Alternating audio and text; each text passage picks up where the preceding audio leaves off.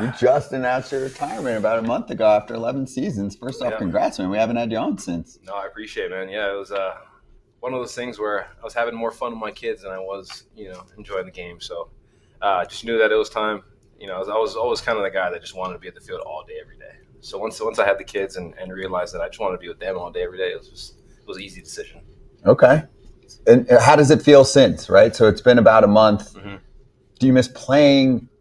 Do you watch much ball? Or are you trying to kind of take a break, cleanse, and just total family time hang out? I don't know. Are the kids watching baseball? Because that usually obviously leads to you watching more games if that's the case. Yeah, trying to keep it kind of, as a part of that's just been our lives forever. That's kind of what gave us the life that we have right now. So I try to make sure that my kids, understand what dad did, regardless of, they're only 2 and 3 years old. So, they don't really remember anything, but yeah, just, keeping them around the game. But for me, I miss mostly just being around the guys. The game is cool, but I feel like I've been in pretty much every situation you can be in a baseball game, So it's just for me, it's just that camaraderie with the guys, being able to talk some smack here and there, and that little, chatter is what I miss the most. Mm-hmm. You remember, so last night we went to dinner and you had this group, Sheffield, Dexter, Fowler, who will join us later. Is it those moments where, Chef's setting up shop and you're getting all the stories? Absolutely. When Chef talks, I just mute. I sit back and I just let him talk. It's just crazy when you hear him, you hear, Drew, how they're talking in the game and the confidence that just kind of just oozes out of them. It's like, man, you understand why these guys are great. It's just they just have that aura with them. Would you have been better if you were that confident? I think so. He was. I played with him. He was. He was confident? Yeah, he was a little cocky. Yeah, he's a cocky little fella. Everybody has a certain level of confidence, but the game will beat you down. True. He was good. It didn't seem like Chef, the game didn't beat him down. It seemed like he beat the game down. Man, hearing him talk about his stats, just like how he was Triple Crown winner, 18 years old, first spring training, I'm like, that's just unheard of, hearing that kind of stuff. That's just how great these guys were. It's just funny to hear them talk about, how they hit compared to, the hitting mechanics nowadays and what these, hitting coaches all, talk about. It's just, it's totally different, but that's why these guys are great. Have you conceptualized what you did for your career? Because sometimes guys are hesitant to talk too much about individually how things went, and even from a team perspective, just to reflect too much until it's done. Mm-hmm. Now you can officially look back and be like, this is the moment I'm most proud of. These are my top memories, any regrets, stories, etc. So have you gotten to process some of that? Yeah, I think I'm mostly just proud of the way it kind of went. Obviously I started off, everybody knows I got picked off in the World Series, so kind of starting from that, your first taste of big league ball, is like going to the off season knowing that, man, I was that guy, and to look 10 years later and be like, man, I had a 10-year career after that. I thought I was done. I'm looking at, I remember being 22 years old, just sitting in my room, just like looking at the wall and be like, man, I'm done playing ball before I even started. This is crazy. And it was just proud of the fact that I was able to kind of continue to progress and not let that affect me as much. What helped you get through that the most? Because kids go through ups and downs. Mm-hmm. Normally the kids that make the big leagues are just the best everywhere. You're the best in high school, you're the best in college, the minor leagues. That's how you get to the big leagues. Yep. Who helped you or what helped you get through that? Because if people look back, that is an iconic moment. Absolutely. That could have been, like you said, derailed your career. Yeah. Man, I think it was just honestly the upbringing that I had. Nothing was given to me my whole life. So for me, it was always about proving people wrong. And that was another, I guess, a big stepping stone for me to prove people wrong. It was like, I'm not going to allow this to, basically describe who I am as a player. I've never, it's funny to say, but I've never struggled in baseball, until this point. And, so for me, it was a tough pill to swallow at the time. I was still young, still trying to figure out, how to go about it. But, it honestly, people ask me to today, they're like, do you regret that? I'm like, yeah, but I wouldn't change it. I appreciate that it happened because it made me the man that I am. It made me have that hunger and that grind to continue to push every single day knowing that I wanted to prove people wrong. Mike Matheny helped you through it, let's be honest. Yeah, we all know that. Help. You and I know that it was him that got you through all that stuff. AJ's favorite manager. It was either that or, you grew up in Hawaii, played at the University of Hawaii when you were a little kid. You watched me in the Hawaii Winter League. You were like 2 years old at the time. So then you strive to play on the same field as me, and then we became teammates. So I mean, it could have been one or the other. Man, I tell you what, that was the best time of my life when you came over. It was so funny. Just like the things that you did in the clubhouse too. I mean, I won't tell some of the jokes that you pulled on some of the guys, specifically Chicago. Yeah, we talked about it. We talked that story. Made the airwaves. I tell you what, you had everybody shook in that clubhouse when that thing went down. We were like, "There's cops and everything here." It's crazy, man. But yeah, I've said this before, but I thank y'all, like you, John, Daniel, like even Pat Nisha. Say last name so people know. Oh, sorry, John J, Daniel Descalso. Yep. Colton, Matt Adams, Lackey came over, Lance Lynn was there.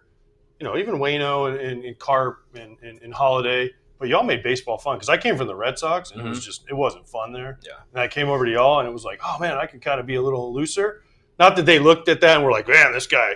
It was kind of like they looked at me like, what's wrong with this guy, right? But it was fun because they had some young guys that wanted to have fun and you guys weren't really allowed to do it that much. Yeah. So I was like, yeah, you guys follow me, we'll have fun. And we still played. Well, we lost in the NLCS, but y'all made, and I played 2 more years after that because you guys kind of made me. Man, I kind of like baseball still. Like I like being around the guys and this and that. So I think like I said, you, John, Descalso, Lance, you guys were the young guys on that team. But you guys, to me, I was like, oh, this is fun because these guys can still do things as youngsters. They don't know it yet, right? So I think y'all, it was appreciated. Oh, no, man. Just you coming over too and bringing that knowledge and just like it was more like that little edge that we needed. I feel like we didn't have that at the time. And when you came over, it was like, all right, man, that's it. That's the guy we need right there. He just kind of kept everybody on their toes, and it was fun because, as a young guy, you're just trying to have fun, but you're also trying to be serious, especially in the Cardinals. We were expected to go to the playoffs every year. That was something that it was just kind of ingrained in you from the minor leagues, so when Asia came over, it was fun to kind of have somebody there to break the monotony of just, being so focused on playing ball. Like the little things like that incident, man, that's stories that I'll have forever. Being stuffy make you lose games, like a stuffy clubhouse where you're like, oh man, I can't do anything. Like I don't want to do anything wrong. Is this person, and then this person's not fun. Like, does that make you lose games? For sure. I feel like that makes you lose who you are as a player too. I mean, I was kind of that kid when I first got up there. It's like I didn't want to do anything wrong. I was scared to do anything wrong. And obviously, I screwed up on the biggest stage you can possibly do it. But it wasn't until I finally told myself, like, man, I hit rock bottom doing that. It's like, it wasn't that bad. I'm still here. And that's what really turned my career and allowed me to really become the player that I wanted to be. Was, I think, going through all that fire and realizing, like, man, it's not that bad. Like if I can go through this and withstand this, there's nothing I can be afraid of now. Agreed. You grew up in Hawaii, like I mentioned. What's the journey like from Hawaii? Because I played in Hawaii, and I was there for like 3 months, and I was like, man, I got the island fever. I got to get the heck off this island. But you grew up there. Yeah. You still are there. Mm-hmm. What's it like going from Hawaii to the mainland? I mean, that's got to be maybe the opposite culture shock of even, you're stuck on an island, you're out there in the middle of the Pacific, and then all of a sudden you go to the mainland and you're living there full time. That's got to be a little bit of a shock. Oh, it's crazy. I remember when I first got drafted, I was like, man, I got drafted with the St. Louis Cardinals. I'm like, where is that? So I pull my phone, I'm looking, I'm like, wow, I've never been to this place before, So I remember going to St. Louis, and obviously walking in, you see the stadium, and St. Louis has that aura of like baseball, just when you walk in, you got the arches, you got everything kind of there. And then so I do my whole thing, I sign with the Cardinals and that, and then they're like, you're going to Quad Cities, Iowa, and I'm like, where's Iowa and Still where's America? Quad Cities? So you look that up, and then, man, it's just cool because all the stories that I made throughout that time, for being a kid from Hilo, Hawaii, to be able to be doing that and playing in these crazy small towns, it was cool because it just made me the man that I am today, understanding that the island is not as big as we thought it was, and growing up, that was kind of everything for us. That was our world, so it just made me realize, like, man, if I want to make it, I got to work, bro, because I'm playing against guys from Dominican, I'm playing against guys from Venezuela. I mean, all these kids up here are just so much more advanced than I am, just because, in Hawaii, like, we don't really have the means to create the kind of facilities like they have in Arizona, California, Texas. So for me, it was like, man, I just seen all these kids and how advanced they were. I was like, okay, I got to work. So it was it was cool to see that. Was that the farthest east you had been when you landed in St. Louis, or did you guys did Hawaii go farther when you were in school? I think we went further, but when I was younger, we played in the Cardinals World Series in Aberdeen, Maryland. So you had already gone out there. Yeah, I've gone past the Midwest a couple of times, but never smack dab right there in good old USA. So I was like Middle America. America. Especially you go to Quad Cities, Iowa. That's definitely Middle America. Woof. I remember my first time going to Quad Cities too. I'm walking to the stadium and it's flooded. Have you ever seen that? Yeah. And they had to build literally a walking path through the water to the stadium, and I'm like, what is this? Is it near a river? Yeah, Mississippi River's right there in the outfield, right field. It goes right behind it. I never played in that. Did you try and throw a ball over the bridge? Did they tell you that story? I tried, but I don't even think I touched the bridge. You're so far second away. base. So there's this giant bridge. I've seen pictures of it. Right? Yeah. But when you get there, when we went there as a visitor, they would have to tell you, don't try and throw the ball over the bridge. You cannot do it. It looks like it's right. It's like 5 feet away. Yeah. It's forever, and every pitcher's like, I can do it, and someone's But they literally tell you, do not try and throw the ball. You can't do it. Don't even waste your time. But of course, everyone's stupid. You're 18 years old. Let's try it. Another one. FT fam, did you know that Huel has sold over 500 million meals around the world, and now it is your turn to try it. While I drink it. Drink up, Scott, so I can discuss Huel and how I love it. I had some for breakfast this morning. I like to drink it post-workout because of the protein included in it. It always tastes delicious, whether it's strawberry, banana, chocolate, vanilla, whatever the flavor is. It tastes like a dessert, honestly. It should not taste as good as it does. I agree. New customers get 15% off plus a free gift at Huel.com when you use the FT code. That is FOUL, F-O-U-L, at Huel.com/FOUL. Don't miss out. Try Huel today for a perfectly balanced meal. If you miss a meal, if you're looking for a little protein boost, you just saw me drinking the Black Edition ready to drink. There's the vanilla flavor. I love what the chocolate brings to the table. It's really damn good. So give it a shot, FT fam. 15% off plus a free gift for new customers with the code FOUL. What do you do now? You have a hobby? You bored yet? So, I honestly just got into snowboarding. That's been I But always you wanted can't to snowboard in Hawaii. He moved back to Hawaii, too. He told me he was just Hawaii to snowboard. Oh, man. So we were in Arizona. I was living in Arizona the past 4 years because I was like, I just started my family. We had 2 boys. We just kind of wanted to be central because my wife's from Ohio. I'm from Hawaii. So we called Arizona home. And right when I retired, there's a Flagstaff 2 hours away. And I was like, you know what? Let's go snowboard. My wife loves skiing. So I was like, let's go try. Took a lesson, man. I had to take the pride out of it, because I tried it twice before, couldn't even get down the bunny hill. And I was like, this is ridiculous. I took a lesson, 3-hour lesson. After that, I was locked, man. I just learned all the little details. I've skateboarded my whole life. I've done a little bit of surfing, but once I got the basics, man, it's so fun and it's so beautiful in the mountains. Just being able to do that. So me and my wife took, I think, probably 4 to 5 trips when I retired. We went to Utah. We went to where's in Canada? Banff. Whistler. Did Flagstaff a couple times, so really got into that. And I'm like, man, I love Hawaii, but I'm a little scared of sharks. So surfing is a little out for me, but Japan seems pretty cool. So I'm thinking about trying to hit Japan for some snowboarding this off season. You know what skiers called snowboarders? What? Trouble, because you always wreck a skiers. True. Snowboarders. You guys got no regard for life. It's like, get out of the way. Like me coming down the damn hill going straight That's down. That's what I'm saying. You didn't try skiing? Did you feel too manly to try skiing? Or your wife is skiing. Did that feel too? Kind of. I grew up on a board. That's why I always grew up longboarding and messing with that. So I was like, if I can longboard, I'm going to stick to that. Plus, it's just cooler, man. It's cooler to carve and stuff. And you watch everybody on the skis, they're just going straight down. I'm like, it's not for me. I like to be able to carve, hit a little jump when I learn how to do it. So I plan on being pretty good. And you should be afraid of sharks. No, stop it. I've seen too much.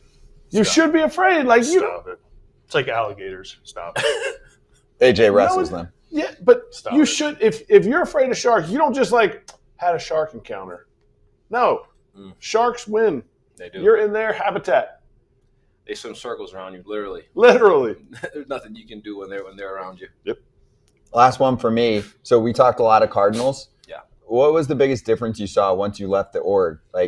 So you did what? A little Seattle, Milwaukee, and LA? Yeah. think the biggest thing that I tell everybody when they ask that question is like, St. Louis taught me how to create a routine, and that was the biggest thing that for a young guy, like we had so many like older vets that would come in and kind of share their knowledge. We had Ozzie Smith, Jose Oquendo, you had Willie McGee coming in, like all these guys. So we'd always pick their brains, but they would always be trying to help us, and like as a young guy, you're just trying to figure out a routine that works. So I feel like that was a big thing for me is the Cardinals really helped me establish that routine, learn that, that is a routine that's going to help me be ready for every game. And then when I went to Milwaukee, it was a little more relaxed, in Milwaukee, but I already knew who I was as a player. I knew, my routines. I knew all that. So it was nice to go there and be free and just kind of do my thing and prepare the way I want to prepare. And then Seattle was really cool. They were very analytical. They were still kind of a little shaky with how they were doing things, but you can see now they're starting to really take off. But LA by far was one of my favorite places to play. I mean, I think just top down from front office all the way down to managers to and even the guys in the clubhouse. It was just first class all the way. And I tried calling Doc the next year and be like, Doc, I'll sign League Miggle to come back and play for y'all, man, because I really enjoyed my time there. You played in St. Louis, and then you went to Milwaukee. Mm-hmm. What was the biggest misconception? Because you played, I mean, it's a rivalry, all that stuff, that when you went over to Milwaukee, you were like, wow, they're different than what I thought when I looked across there all the time. Yep. This person wasn't as annoying as I thought. Yeah. I think the biggest thing was I feel like Milwaukee and Tampa were the first ones to kind of start the shifts. You guys started putting Travis Shaw in short right. You guys would kind of do all those crazy movements. So for me, I was like, Milwaukee seems like they're starting to get really into analytics, because everything they were doing. I mean, Travis Shaw, the third baseman, and now you guys move him to second base, and you're putting him in deep right field so he has more range. And we're all sitting back like, what? And Tampa's doing that, and then all of a sudden, boom, everybody started doing it. I was out in deep right or short right, So I think that was the biggest misconception was, they weren't really that analytical in Milwaukee, as you know. I think just having counts and David Stearns, these young guys who were just trying to push the game and make it better. I think that's what, really kind of gave you guys a little bit of an edge when you guys would play us. It was like we didn't know what we were going up against. We didn't know what you guys were going to bring out that day. And that was always fun. I think obviously St. Louis, we were old school, hard-nosed baseball, and then you got Pirates coming in. They were kind of the same way. And then you guys were just like the wild card and the Cubs, So it was like, okay, it's a little different. But when I got there, man, it was awesome. I loved my time in Milwaukee. That was 2 of my favorite years playing. Just relax. We had a good group of guys. Went to playoffs every year, so you can't complain. They do. They do. Mm-hmm. They don't miss much. Yep. Colton, good to see you, man. Absolutely. Congrats nice again on guys. retirement. Thank you. And good luck later. We're all entering. Good luck in Aria in the poker tournament. Tell you what. Yesterday was tough, so hopefully it plays a little better. Well, the bad news is the players you'll go up against are even better. A lot better. I don't get intimidated, but I'm a little intimidated right now, so we'll see. Just go all in every hand. They don't know what to do. Just go do random stuff, and they'll look at you. Well, then you'll be 5 minutes. If I get some bad looks, I know I'm doing it right. So that's true. That's true. Hey, everybody. Be sure to like and subscribe for more content. We're back here every weekday, all year long, so do not miss an episode. The videos are coming in all day. Here's another video you might enjoy. Baseball the way it should be covered.